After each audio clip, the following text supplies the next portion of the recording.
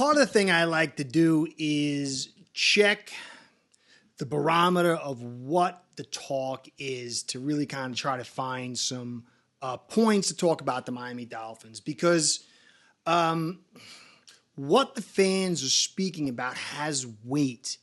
It's not as much as maybe we'd hope that the owner's like listening, like, but there is, if certain topics, they become hot and the fans get behind it, there is a gravitas towards it.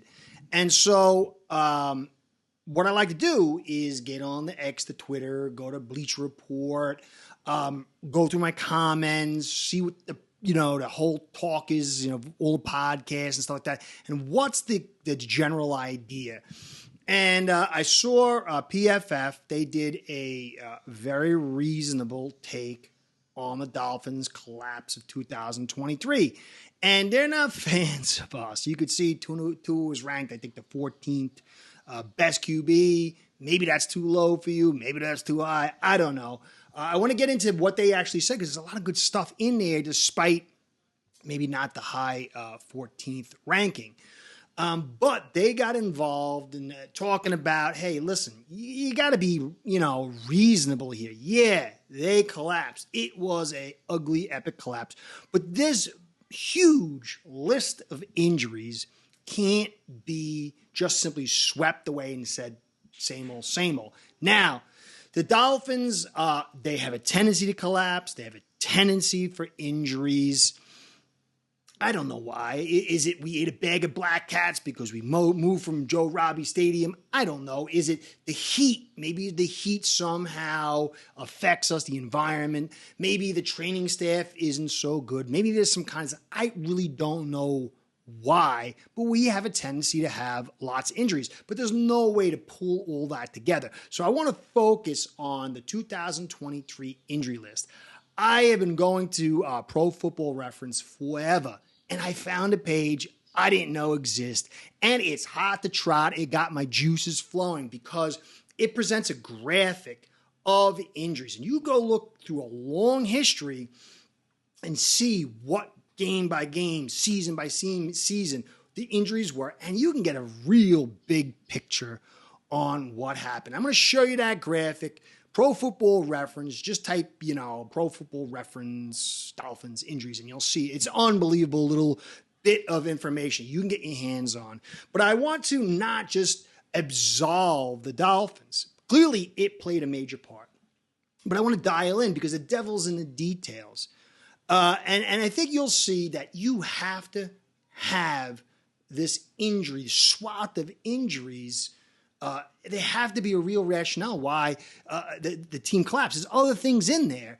But also, when you dial it in, you're like, there was avenues where we could have gone different roads as far as developing what we have here in Miami, putting guys on the roster that could have helped absolve it. And then I'm going to show you another team that's going to support how heavy these injuries were, but also put a little caveat in there because they went to the Super Bowl and they had tons of injuries, but those injuries ultimately cost them the Super Bowl. So it's not going to be a long one today. That's going to be that. But guys, I just noticed on the thing, the dashboard you got over here, I hit 8K. I didn't want to do this. I hate cameras. I hate just being here like this. My wife told me to do it. And then when I started doing it, it took off pretty well. Leveled out for a real long time. I didn't think I'd ever get to 8K. I didn't ever think I would get past season 1. But you guys have kept me here to do this thing with the likes, subscribes, comments, and views. 8K, guys, it's all about you. I'm very humbled to get to 8K. Doesn't mean I'm, the greatest thing since sliced bread or whatever. But, that's a decent milestone. So I'm very grateful. I didn't think I was going to get to it till maybe like the season. So I'm so grateful for all you guys do. So I want to say that. I go into my health thing later, some stupid stuff. Finally, I think I'm figuring it out. I got to go do some more stuff with the doctors, get the lives going. Not this week, it's my son's birthday, but the following week, guys. But I want to say thank you so much, so much for the 8K, all the likes, subscribes, the comments. I even like I love the comments, even like when they're not, you're doing a great job. I love it. I love having conversations. I'm so grateful for all that you guys do. For my sponsor, Ace Per Head, because without you, this show ain't going down. Ace Per Head's betting software is the premier white label platform for bookies to manage their players and grow their sportsbook operation. Click the link in the description below to get set up in minutes. Ask for the Curtis promo and get a special introductory discount. All right, so I'm going to quickly show you these graphics, and there's no way when you look at the list here that you can't say, whoa, that's a big freaking list. And there's some big names on there. Okay, so here's the first image. Look at that long list. You can see, that is a list. And then you go to list number 2, and that's a lot of red. Look at that.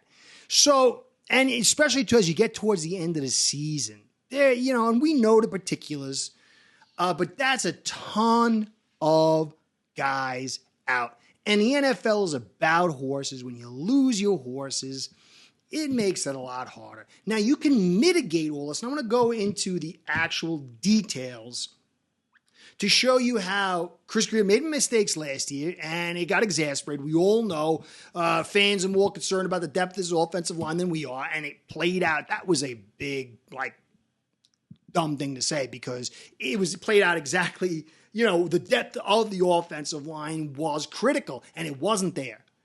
But that's last year. This year, there have been things done to set this team up, possibly for a way to get through and maybe not have so much injuries. And even if the injuries come, to kind of get through them. And again, we have Chubb, we have Phillips, late horse arrivals. So I broke it down into guys with injury history that, if you bring them on a roster, it's a riverboat roll. These guys are going to be around for the full season. And we got a lot of them. And that says, well, maybe Chris Greer took too many riverboat rolls. Then I'm going to have design risk, sort of bad luck, and then bad luck. And you'll see that bad luck side sucked. There was just some real bad luck. But even in that, there's a little bit of things to think about. And I'm not here to tell you it's the reason we lost or it doesn't matter. It's for you, but I want to present a full range of information. So, bad luck. Hunt has never been injured. He had a little dent, I think, maybe in his first season, but this guy has never been injured. And he went down.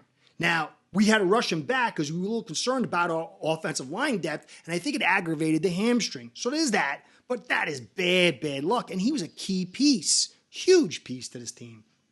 Holland, guy's never been injured. He was out for a long time, 5 games or something. 2 MCLs, not 1, but 2. 2, it's crazy. Van Ginkel got injured the last part. Smaller guy a little bit, and because of the injuries that are around him, he kind of got more reps, and that kind of grinded. But that's bad luck. Baker's never been injured, and he got injured, and it was like... And then Robert Jones, he's never been injured, and that's really bad luck. So those are good. You got Hunt and Jones, your starter and your backup going down. Holland, Van Ginkel. This is not easy. This is not easy to swallow. This is a little bit of, eating a bag of black cats. Now, sort of bad luck, Ramsey, but he's a little bit older. These guys, when they get a little bit older, he magically came back and had a very good season. Not great. I expect him to be much better this year. But he's a little bit older, so anytime you deal with that, it's an issue. But that was kind of bad luck. And then Connor was knocked out for a full season, had another season, like a little bit of dotted history. So he's got a little bit of injury history, but that was sort of bad luck. But that's a 1, 2, 3, 4, 5, 6, 7 guys that you kind of were like, whoa, I didn't expect that. But then it's the other set of guys that it's a larger list that, well, you know what? We could have designed better. Tirana. I love my man Tirana, but he's always injured.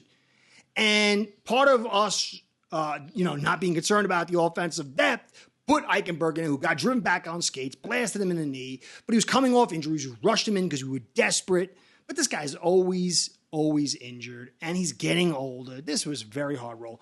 Isaiah Wynn's always injured. I said he was going to be injured. He ended up being injured.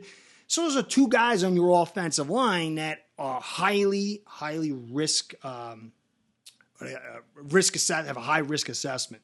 Then you got Chubb. He's been injured a ton. He had a couple good years where he wasn't, but he had a lot of injuries. One of the things we all talked about was the injuries. He got injured. Mostert ran so hard, but he's older and running him at the ground. Phillips, I would put him in sort of bad luck and then sort of injury history. He was dinged up at the beginning of the season. He had a college full of injuries, but he'd been healthy for a while. So it's a little bit there. And then Howard's always injured. He's been injured for years, and he's older now. So that's 1, 2, 3, 4, 5, 6, 6.5 guys that were key guys for your team that they're dangerous rolls of the dice. And then you got design risk. I mean, Waddle and Hill, unbelievable, but they're smaller guys, and you got them running jet sweeps, and then you got them running pocket posts where, if you remember, against the Titans, that safety was just like, I know this is coming, and he waited. He's like, I'll let him catch it, and I'm going to put my 210-pound body into him and lit him up like a Christmas tree. But smaller guys, they're fast, and they're unbelievable, but they can't take so much beatings. And so that's the beauty of some of the things that we did this year. These guys are not going to have to do a lot of the stuff that we saw last year, and that's going to help mitigate some of the stuff. But you can't, I mean, both of them were injured on runs to the outside. And so you can't have guys 180 pounds getting dragged down by 240-pound guys, two of them at once or whatever. It's going to cause problems of running into these pockets where they know they're going to do it and just going to light you up. It's part of the philosophy. And then Cam Smith, he's a little bit small. He was dinged here and there. I don't know. He's just a smaller guy. I think this year he's bulked up to 191, and so that's nice. I think it's going to put him into the, okay, hey, he shouldn't, this is not a design risk. But he was a smaller guy. Achane, another small guy, lightning fast, but around the 180, 190 mark. And he got hurt when he got dragged down. This year, we're going to throw the football to him, get him into that second level where guys his size are going to catch him. So it's going to pull it off the table. He'll run some outside stuff. He won't have to do too much inside because you got Jalen Wright and hopefully a healthy Mostert. So that's going to be pulled off the table. But there's a lot of design risk and injury history. And so we got hit with the bad stick, but it was compounded by questionable decision making. This year, though, thankfully, a lot of the stuff that we have problems with is not going to definitely be a problem. So Jalen Wright, like I said, he's a big piece. And it's not that he's going to be a stud, but every time he gets, look, it's an end of a game. You're ahead by a solid number of points. You feel like you can get him in there and run a couple during a regular game. You pull in 2, 3, 4, 5, 6, 7, 8 reps, maybe a game off Mostert and Achane, and that's a big deal, especially for Mostert, especially for Achane, who's not going to have to do the dirty work inside. And so that's going to pull a lot of this bad luck off the table. Jonnu Smith. Okay, you want to sit in that pocket post we like to run, maybe you'll have Jonnu Smith running it. And I don't think that 210-pound, maybe 220-pound safety is going to try to light up 250-pound Jonnu Smith the way he would do these guys. And that pulls a lot of the injury risk off the table. This guy can do those jet sweeps. He's kind of almost like sort of like a running back in a way. And then he can do those pocket posts with that big body. These guys are not going to lay the wood into him like they would a 180-pound guy. And so both these guys, and you add OBJ, who's going to create some different matchups. He'll be able to get inside, pull some of the stuff off the table, let Hill and Waddle work the perimeters and the deeps. And a lot of that stuff is going to pull the design risk guys off the table. It's 1, 2, 3 guys off the table. Smith, he got bigger. He's going to be pulled off the table. Connor's not here. Ramsey, you figure he might not get injured. It was a very low roll for that. Hunt's not here. Holland, I don't think it's going to happen. We don't run the same kind of defense. He's not going to be asked to lay the wood and stop the run as much as he was last year. Van Ginkel's not here. Baker's not here. Robert Jones is, but I don't see him, getting that kind of injury twice. You never know. It's possible. It's possible. Mostert, again, another guy. He's going to be helped out by Smith. Phillips and Chubb, they're going to come in late. They're not going to be asked to do much because you got Calais Campbell. Calais. And then you got Robinson, and then you got Muhammad Kamara. They're going to be in there to do their thing along with Shaq Barrett. There's a huge rotation. And yeah, you know what? Fangio might have pulled these guys out earlier. Both of them got hurt late. So they might not get that kind of dirty work. They might not get that overwork. I don't know if that's what caused the problem. It's never good. So a lot of that stuff. And then Howard's gone. He's not going to be here. You're going to have to worry about Tehran, and you're going to worry about Wynn because that's just who they are. And they're here not necessarily key pieces. Tehran is definitely, but maybe not win. You got, hopefully with Patrick Paul, something in the background. So overall, I think that injuries certainly played a big deal. But if you look at KC here, look at KC the year they went to the Super Bowl and lost to Tampa. That's a big list. And then they got a second page too. But you'd be crazy. And that's, the greatest quarterback we got of all time. Maybe the greatest coach and one of the best GMs of all time. And they got to the Super Bowl and they got destroyed because their 2 tackles were out. I think maybe their guard too. Injuries finally played a part. But if injuries are going to play a part with that guy, certainly they've got to be a part towards us. I think we could have done a little bit more with what we had if we'd been smarter on our design. But I think maybe we got a little bit smarter in how we built this team this year. We'll see. But ultimately, that was last year. Injuries definitely played a part. Greer and his decision-making played a part. I think that McDaniel, this offense, and Greer and all that other stuff, they've got this year to do their thing. They clearly made moves.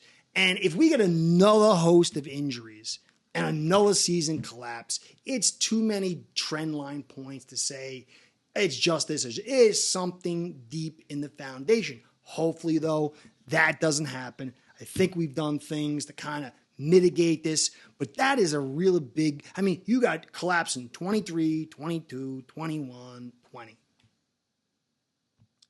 5 years in a row is not a fluke. But let's hope that doesn't happen. Guys, I appreciate all you do. AK, coming here, watching this monkey, so I'm very, very grateful. I really am. I love this team. I love to cover football, and you guys make it happen. So, Curtis saying, be well, go Fins, no injuries this year, no bag of black cats, and Curtis out.